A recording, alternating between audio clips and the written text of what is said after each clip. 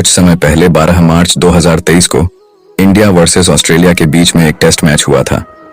इस मैच में विराट कोहली ने 2019 के बाद यानी कि 3 साल बाद अपनी 20वीं सेंचुरी मारी थी।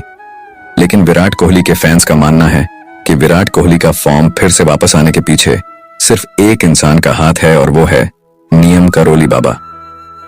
अच्छा, ये छोड़ो, एप्पल के फाउंडर स्टीव जॉब्स को तो सभी जानते होंगे मित्रों। कहा जाता है कि स्टीव जॉब्स की जब डेथ हुई थी तब उनके पिल्लो के नीचे एक फोटो मिली थी और ये फोटो किसी और की नहीं बल्कि इन्हीं नियम करोली बाबा की थी। चलो ये भी छोड़ो, ये फेसबुक के फाउंडर मार्क जकरबर्ग ने भी इंडिया के पीएम नरेंद्र मोदी जी के साथ हुई एक इंटरव्यू में कहा था कि फेसबुक की सफलता के पीछे भी बाबा नियम करोली की ब्लेसिंग्स है। और ये तो मैंने सिर्फ 3 लोगों के ही नाम बताए, लेकिन इंडिया में ही नहीं बल्कि पूरी दुनिया भर में नियम करोली बाबा के लाखों भक्त हैं, जिनमें बड़े बड़े doctors, Hollywood stars, Bollywood stars और पॉलिटिशियंस भी शामिल हैं। लेकिन अब सवाल यह उठता है कि आखिर क्यों दुनिया भर के लोग इनको इतना मानते हैं। इस बात को इन डेप्थ में समझने के लिए बाबा नियम करोली की कुछ असल लाइफ स्टोरीज है, जिसे सुनकर आप सोचने पर मजबूर हो जाओगे। और खास करके जो एंड वाली स्टोरी है उसे बिल्कुल भी मिस मत करना। So let's start with the story number 1। मित्रों, कहा जाता है कि एक बार बाबा नियम करोली दिल्ली के बिरला मंदिर में बैठे हुए थे और तभी वहां पर एक इंसान आता है जो बांग्लादेश से बिलोंग करता था। बट सरप्राइजिंग, उस बंदे ने एक वर्ड भी बोलने से पहले ही बाबा ने उससे कहा कि तू चिंता मत कर, तेरा भाई जल्द ही जेल से छूट जाएगा और पूरे देश पर राज करेगा। इसीलिए तू यहाँ पर अपना टाइम खराब मत कर और घर जाकर अपने भाई के वेलकम की तैयारी कर। और मित्रों, बाबा की बात सुनकर वो बंदा हैरान हो गया, क्योंकि उसका भाई पाकिस्तान की मियां वाली जेल में कैद था और इवन उसके भाई को मौत की सजा भी सुनाई गई थी। इसलिए वो कब मर जाएगा इसकी कोई गारंटी नहीं थी। इसलिए बाबा की कही बात उस बंदे को हजम नहीं हो रही थी। लेकिन दोस्तों, आप इस पर विश्वास नहीं करेंगे, कुछ ही दिनों बाद उस इंसान के भाई को जेल से छोड़ दिया गया। और इतना ही नहीं बल्कि उसका भाई जेल से बाहर आने के बाद तुरंत ही बांग्लादेश का पहला प्रेसिडेंट बन गया, जिसका नाम शेख मुजीबुर रहमान था। अब इस बात को आप बाबा अगर चमत्कार कह लो या सिर्फ एक कोइंसिडेंस, लेकिन इस इवेंट को इग्नोर नहीं किया जा सकता। और इग्नोर करने के लिए ऐसा एक नहीं बल्कि कई सारे इंसिडेंट्स हैं जिन्हें खुद हार्वर्ड यूनिवर्सिटी के प्रोफेसर मिस्टर रिचर्ड एल्पर्ट ने अपनी book the miracle of love में मेंशन किया है। अब मित्रों, यह है ऑस्कर विनिंग हॉलीवुड का जूलिया रॉबर्ट। एक इंटरव्यू में जूलिया रॉबर्ट ने कहा है कि नियम करोली बाबा की फोटो देखकर ही जूलिया रॉबर्ट ने हिंदुइज्म एक्सेप्ट कर लिया था।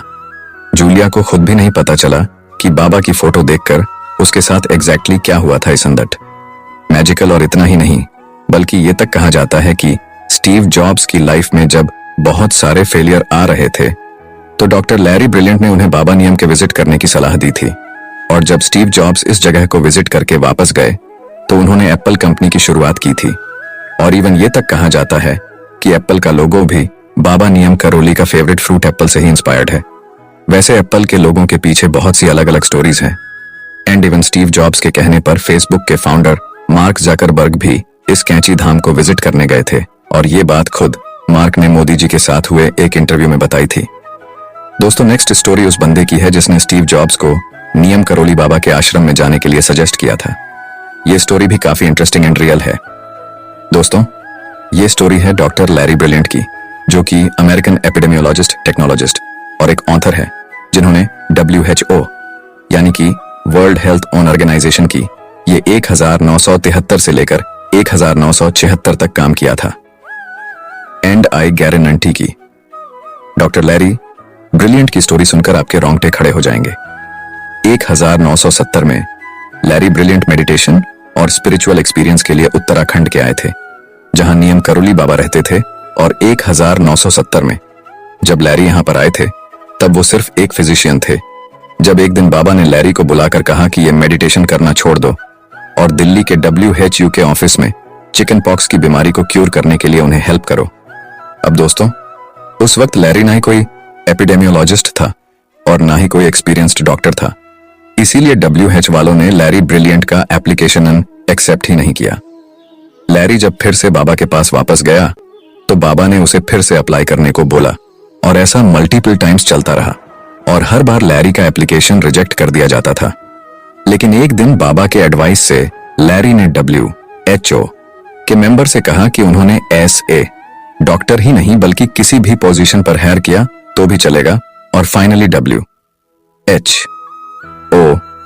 में एक वैकेंसी निकली और लैरी को एडमिनिस्ट्रेटिव असिस्टेंट यानी कि सेक्रेटरी की पोजीशन के लिए सिलेक्ट किया गया। लेकिन लैरी के पास चिकन पॉक्स को लेकर कोई भी एक्सपीरियंस नहीं था, इसीलिए लैरी को सिर्फ ऑफिस में ही बैठना पड़ता था। बट एक दिन लकली 2 रशियन डॉक्टर्स को इंडियन रीजन के लिए असाइन किया गया, लेकिन उनमें से एक डॉक्टर के पास कोई भी असिस्टेंट नहीं था।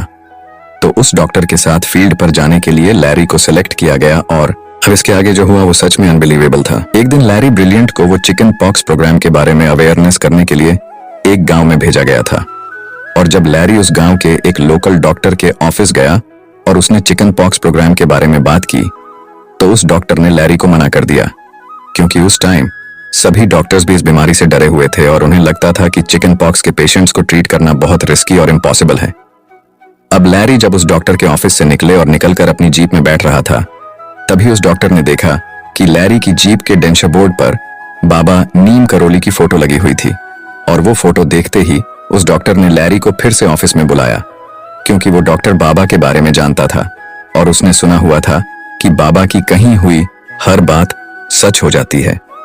और तभी लैरी ने उस डॉक्टर को यह बताया कि बाबा ने कहा था कि चिकन पॉक्स का इलाज आसानी से हो और बाबा की इस स्टेटमेंट की वजह से उस डॉक्टर के अंदर एक पॉजिटिविटी क्रिएट हो गई और उसने उस रीजन के सभी डॉक्टर्स को इस बारे में बताकर चिकन पॉक्स पर ट्रीटमेंट करना शुरू कर दिया और कुछ ही दिनों में वो रीजन कंप्लीटली क्योर भी हो गया। अब उस रीजन का परफॉर्मेंस देकर लैरी को अलग अलग रीजन में भेजा जाता था और लैरी हर रीजन में जाकर वहां के लोकल डॉक्टर्स को कन्विंस करके उस रीजन को क्योर कर दिया। अकॉर्डिंग टू लैरी ब्रिलियंट 2 साल में उन्होंने इंडिया को चिकन पॉक्स से फ्री कर दिया।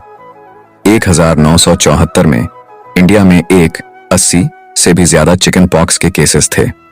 ऑलमोस्ट एक ही साल में 30 लोगों की डेथ हुई थी। चिकन पॉक्स को क्यूर करने के लिए 30 अलग अलग कंट्रीज में से 400 एपिडेमियोलॉजिस्ट और उनके साथ एक इंडियन वर्कर्स मिलके इस बीमारी का नाश करने में लगे हुए थे। लैरी ब्रिलियंट कहते हैं कि उस टाइम इंडिया में ऑलमोस्ट सभी लोग कहते थे कि ये बीमारी कभी भी ठीक नहीं होगी, लेकिन बाबा ने कहा था कि ये बीमारी 100% ठीक होगी। ये सब बाबा की ही कृपा थी। धन्यवाद।